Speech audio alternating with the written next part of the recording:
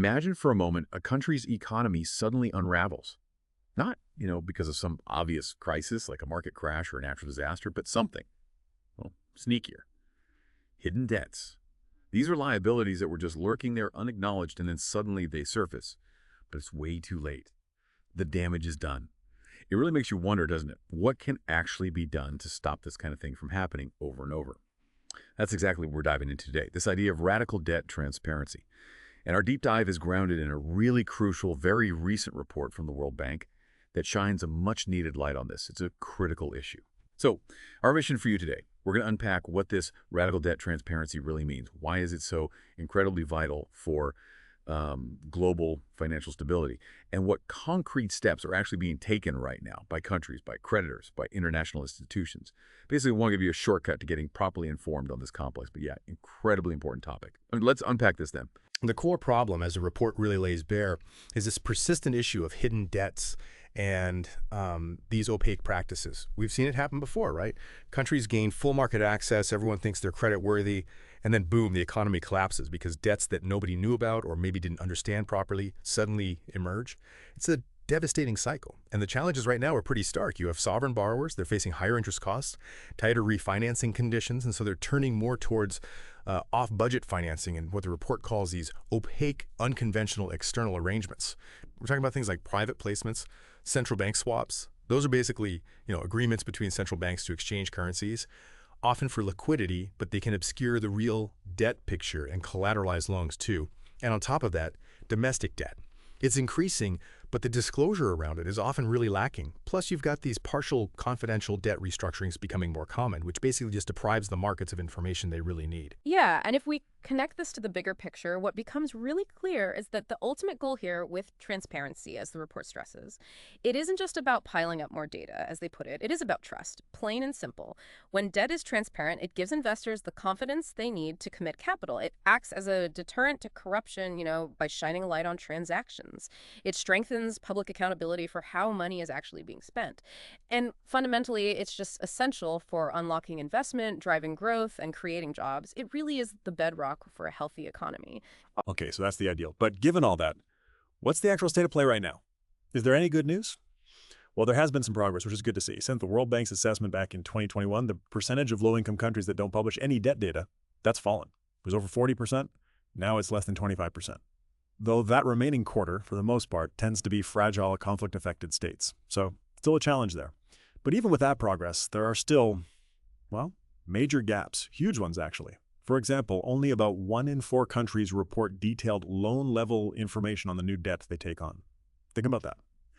And getting comprehensive sectoral coverage, that's rare. We're talking about situations where critical data on, say, subnational borrowing or contingent liabilities or debt held by state-owned enterprises, SOEs, it's often just left out of the official numbers.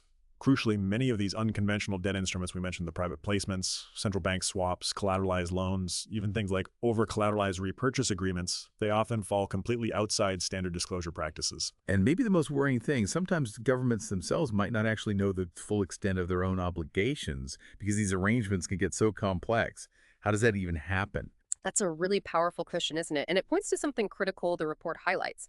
What's truly illuminating here is that the root causes for weak reporting aren't always, malicious intent. Sure, some borrowers might deliberately try to hide things or avoid scrutiny, but often it boils down to systemic failures. The report identifies sort of 5 key areas. You've got fragmented debt management, institutional frameworks, basically, different agencies not talking to each other, poor data sharing. Then there are legal frameworks, maybe lacking clear debt definitions, or weak sanctions for not complying, or having these overly broad confidentiality clauses. Also, weak domestic oversight parliaments, audit institutions not having enough teeth.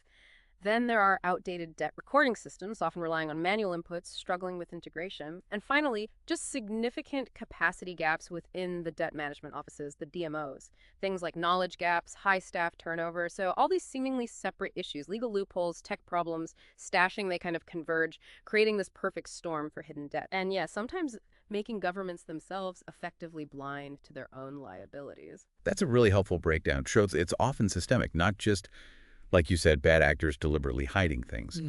But I wonder, out of those 5 areas, fragmented institutions, legal frameworks, oversight systems, capacity, Is there one that, if you tackle it really effectively, might have the biggest positive ripple effect? That's a great question, and honestly, there's probably some debate there.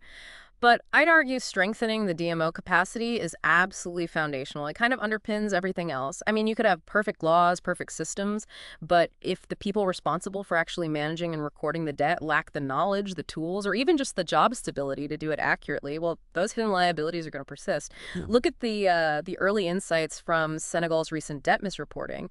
It's almost a textbook example of how these things play out. All right, tell us about that. That sounds like a really concrete case. Okay, yes, Senegal's recent experience. That's a stark lesson. A recent audit, commissioned by the new government there, it revealed pretty substantial revisions needed for their fiscal deficits and public debt figures going back from 2019 to 2023, and the immediate consequence, an increase in borrowing costs for Senegal. Markets react quickly to that kind of news. And what were the underlying issues there? Did they map back to those 5 areas you mentioned? Pretty much directly, yeah. The weaknesses identified in Senegal really mirrored those broader systemic issues. Things like fragmented debt responsibility spread across different ministries, a legal framework that was kind of dispersed and maybe unclear, limited domestic oversight mechanisms, and technical limitations with their own in-house debt recording system. So it's really clear illustration of how these systemic weaknesses aren't just theoretical, they have very real-world consequences. And speaking of oversight, you mentioned parliaments. They obviously have a crucial role here, right? Yeah, absolutely. And we do see some good practices emerging. Places like Kenya, Uganda, their parliaments actively vet national debt management strategies. Ghana goes even further. They actually publish external loan contracts right on their parliament's website. That's a big step for transparency and accountability. Of course, there's always a trade-off. Requiring parliamentary approval for every single individual loan, for instance, that can introduce delays. So it's that classic balance between, transparency and operational efficiency. Exactly, and these institutional and legal weaknesses, they're unfortunately incredibly common across many developing countries. They create the kind of environment where these hidden liabilities can just sort of fester and grow. The good news, though, is that international financial institutions, IFIs, they are actively working with countries. They're trying to help tailor legal provisions to align better with international good practices, essentially trying to build a stronger foundation for transparency. That good news sounds promising. But what's the biggest hurdle those IFIs face when they try to help countries reform these really deep-seated legal and institutional frameworks? Is it just about political will, or are there deeper structural challenges that make this work really hard? Oh, it's definitely a complex mix. Political will is a huge factor, no doubt, because these reforms often mean governments have to bring information out into the open that might have been hidden before, and that can be politically uncomfortable, to say the least. But beyond that, there are genuine structural challenges, too. Sometimes there's just a lack of legal expertise, specifically in, specialized debt law. The sheer administrative burden of overhauling existing systems can be immense, and even just getting different government agencies to coordinate effectively can be a major struggle. But despite these hurdles, this international cooperation is trying to bridge the gaps. IFIs like the World Bank, the Bank for International Settlements, the BIS, the IMF, the OECD, they play this crucial role as collectors and custodians of key debt statistics. All right, take the World Bank's International Debt Statistics, the IDS, reporting detailed loan-level public and publicly guaranteed debt data to the IDS. That's actually compulsory for all countries borrowing from the World Bank. And the impact has been pretty remarkable. Since 2018, the IDS has identified an additional U.S. $631 billion in loan commitments that hadn't been reported before. Revisions peaked in 2022 at U.S. $199 billion. That's the single largest increase in reported debt coverage in over 50 years of the IDS. The database itself has expanded massively from around 200 indicators to over 500 now. Plus, the reporting system, the DRS, is being modernized to capture things like domestic debt, collateral, guarantees. That's a huge step forward. It absolutely is on the borrower side. The challenge, though, often lies with creditor reporting. Now, while the G7 countries, the big industrial nations, they've made some decent progress in publishing their loan-level data, several large non-G7 bilateral creditors, think major lenders outside that group, still don't publish their sovereign lending data systematically. And when it comes to private creditors, the report calls the disclosure results negligible. I mean, get this, only 15 loans from just 2 commercial banks were ever posted to the OECD's voluntary platform before that initiative was basically suspended because hardly anyone was using it. Now, private creditors often cite reasons like needing borrower consent, the compliance costs, commercial sensitivities, but the fact that those 2 banks did manage to disclose suggests maybe those claims are a bit exaggerated, as the report puts it. Okay, so creditor reporting is lagging. But what about reconciliation? Trying to match up what borrowers say they owe with what creditors say they're owed. Yeah, that's actually more promising. The World Bank has these initiatives, working with G7 and Paris Club countries. The Paris Club is that group of official creditor nations that coordinate on debt issues. And their reconciliation efforts revealed that about 73% of over 4,600 loans they compared actually match up between borrower and creditor records. And on those loans that did match, the average differences were tiny, less than 1% of the outstanding amount. It really shows that progress is possible when you get that focused effort, that collaboration. But it's not all about just catching mistakes after the fact, right? The future has to be about prevention, about being proactive. And on that front, there's this really interesting pilot project happening in Indonesia, led by the World Bank. It's called a loan clearing module. What's the idea there? Well, the aim is basically automated, real-time reconciliation of borrower and creditor records. It's designed to facilitate secure data exchange and dramatically cut down on that costly, time-consuming manual reconciliation process we just talked about. Wow, okay. The potential here is actually massive. If it Yeah. works and scales up, it could genuinely become an international platform for fully validated debt statistics. It could fundamentally change how we track global debt flows. That sounds like a potential game changer. So, okay, we understand the systemic weaknesses, the data gaps, and the efforts to fix them. Now, let's maybe pivot a bit and look at how these hidden debts actually manifest. Often it's through specific types of financial instruments, right? Ones that kind of exploit these gaps. Let's start with collateralized debt.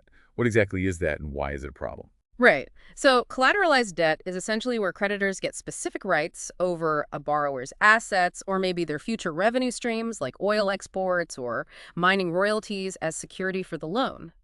It's problematic for a few key reasons. First, it effectively makes these debts senior to other non-collateralized obligations, meaning they get paid back first if things go wrong. This limits the recovery prospects for other creditors like bondholders or other countries, and it can really complicate debt restructuring negotiations down the line. And reporting on this is patchy. Very often, yes. Reporting is frequently insufficient, and sometimes the full extent of collateralization only really becomes visible when a country is already in deep financial trouble and needs to restructure all its debt. The IMF knew that this kind of debt is significant, particularly in resource-rich African economies. It's frequently observed in countries facing debt distress. The report mentions Chad, Zambia, Ghana as examples. In places like South Sudan, Guinea, the DRC, collateralized debt actually makes up over half of all their external debt. Often it involves pledging future resource revenues just to fund general government operations today. Okay, that sounds risky. Is there a particularly problematic type? Yeah, the report highlights one specific type, the over-collateralized repurchase agreement, or repo. This sounds technical, but the Angola example they give makes it pretty clear. Back in 2015, Angola essentially pledged US $1.93 billion worth of its own sovereign bonds just to get US $1 billion in loans from JP Morgan. Now think about that. If Angola couldn't repay those loans, JP Morgan would take full ownership of those pledged bonds. This would effectively double that loan's contribution to Angola's official debt stock, and it significantly waters down the claims of other creditors in any future restructuring. It's a really sharp example of how these arrangements can create hidden risks and suddenly inflate the debt burden without much public understanding beforehand. Wow. And beyond that explicit collateral, you also have what they call quasi-collateralized deals, like loans that require the borrower to keep significant amounts of money in special offshore accounts controlled by the lender. This ties up valuable resources, imposes implicit costs, and again, these costs are rarely captured properly in standard loan evaluations. Okay, so collateralized debt is one area. What about private placements? You mentioned those earlier. Yeah. Private placements. These are basically direct sales of securities, like bonds, to a specific group of institutional investors, like pension funds or insurance companies, without doing a public offering on the open market. Their appeal? Well, they can be more flexible, maybe faster to arrange than a big public bond issue. But they carry distinct risks, too. They lack that broad investor participation you get with a public offering, so they don't really contribute to discovering the market price for a country's debt in the same way.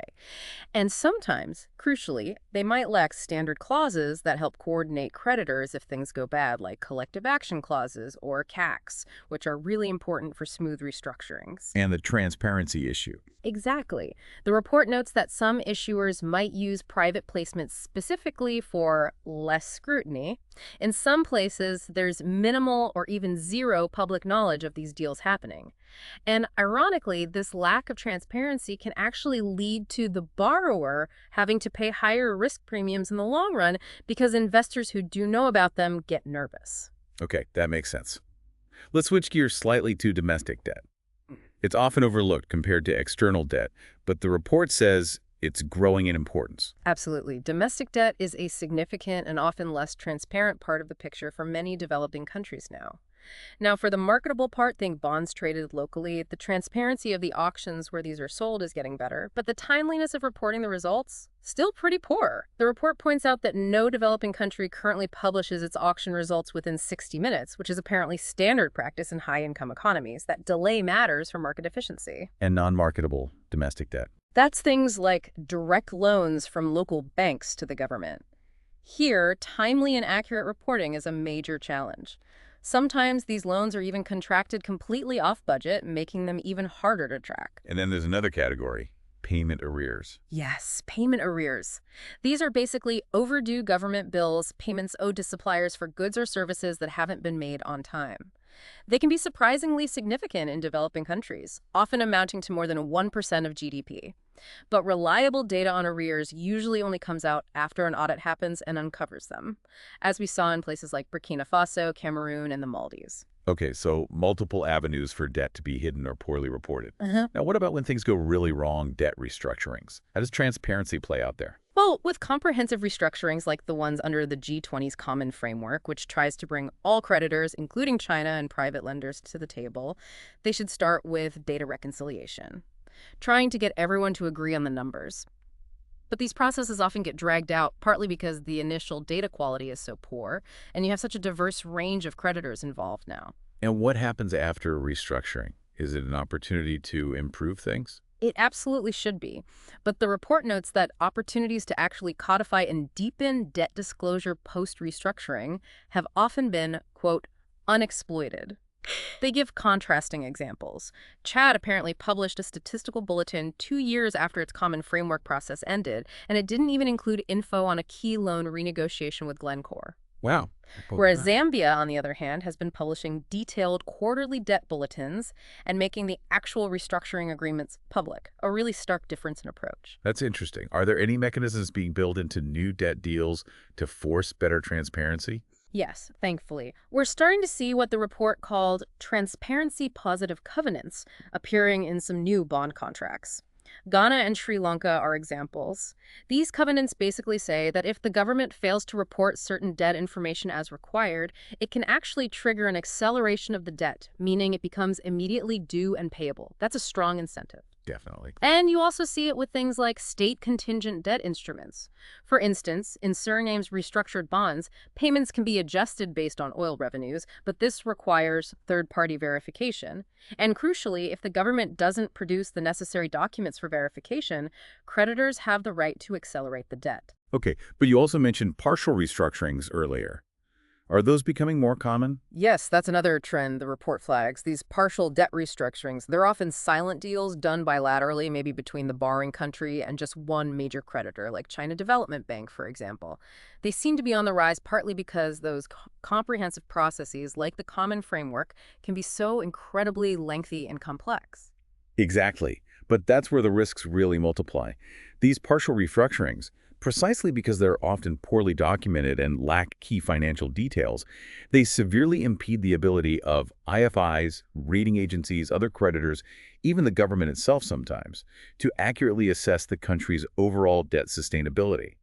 They might provide some short-term breathing room, but their fragmented nature can actually delay broader, more sustainable solutions.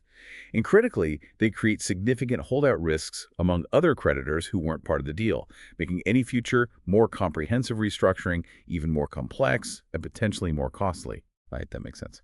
Okay, one last area to touch on. These novel financial instruments. Let's start with debt for development swaps. What's the story there? Debt for development swaps, yeah. The promise is definitely compelling.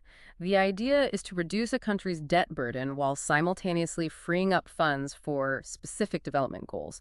Things like nature conservation, education, health. They've actually increased quite a bit in volume recently, with some deals now in the U.S. $100 million to U.S. $1 billion range. And they sometimes have innovative features like credit enhancements from third parties to make them more attractive. But transparency issues again. You guessed it. Financial information around these swaps is often fragmented. Disclosure standards, especially for things like the fees paid for guarantees, tend to be poor. And given the potential legal complexities and implications for other creditors, the report really stresses the critical need for actually disclosing the swap contracts themselves, not just the headline numbers. Okay. And the other novel instrument mentioned was climate resilient debt contracts, or CRDCs. Right, CRDCs. These are designed specifically to help countries build fiscal resilience against climate shocks. The core idea is that they include clauses allowing for debt payments to be automatically deferred or maybe reduced if a predefined climate-related disaster hits, like a major hurricane or drought. Interesting. Are these actually being used? Yes, some early adopters include Grenada and Barbados, and creditors like the Inter-American Development Bank, IADB, the UK's Export Credit Agency, UKECA, and the World Bank are starting to offer loan products with these features. Grenada actually activated one of these clauses in 2024 after Hurricane Beryl hit, allowing them to defer about $12.5 million in payments, giving them immediate fiscal space for recovery. That sounds potentially very helpful, Yeah. but I sense another but coming. Well, yes. The transparency gap here is pretty significant, too. There's no central place to track these instruments. There are huge variations in eligibility criteria, how a disaster trigger is defined, what the relief terms actually are.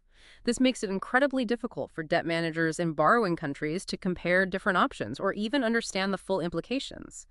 Systematic disclosure of the key contractual terms is really needed to make these instruments truly effective and transparent for everyone involved. Okay, so putting this all together, from the systemic weaknesses to the opaque instruments, it really underscores the urgent need for, as the report calls it, a radical shift toward debt transparency. It feels essential to safeguard debt sustainability and just build basic trust in the global financial system. Absolutely. And the report doesn't just diagnose the problem, it lays out some very clear, high-priority recommendations for all the key players, directly tackling the issues we've been discussing. For borrowers, it's things like legislative reforms to mandate public disclosure of loan-level info, limiting those confidentiality clauses, formally consenting to data publication via the World Bank's system, DRS, strengthening the authorization process for unconventional debt, maybe getting parliaments more involved, and expanding the coverage of public debt reports to include SOEs and collateral, plus enhancing DMO capacity, of course. And for the creditors? For creditors, the main calls are to actively reconcile their lending data with the World Bank's DRS, include specific transparency clauses in any bilateral restructuring agreements they make, actually publish the terms of those restructurings, and fully implement the G20's operational guidelines on sustainable financing. And the development partners, the IFIs? Their role is crucial, too. Supporting audits of high-risk loans, developing better methodologies to reconcile fiscal accounts with debt service data, scaling up technical assistance for those capacity-building efforts we talked about, accelerating work on automated reconciliation platforms like that Indonesia pilot project, and developing tools to help countries assess and improve their legal frameworks for debt management. It's quite a list. And it really drives home that these aren't just, dry technical details for accountants. They feel absolutely fundamental if we're going to build a more stable, more trustworthy global financial system, one that can actually, hopefully, prevent some of these future economic crises and ensure more sustainable growth, especially for developing nations. So, wow. We've just navigated the really intricate world of debt transparency, from the insidious threat of hidden liabilities all the way to the cutting-edge stuff like automated data reconciliation and the complexities around these novel financial instruments. And the key takeaway seems to be, this isn't just about numbers on a spreadsheet. It's fundamentally about building trust and preventing future economic pain. Exactly. And maybe this raises an important question for you, the listener, to ponder. How does your understanding now of these complexities, the hidden debt, the push for radical transparency, how does that change your perspective when you read international financial news or hear about global development initiatives?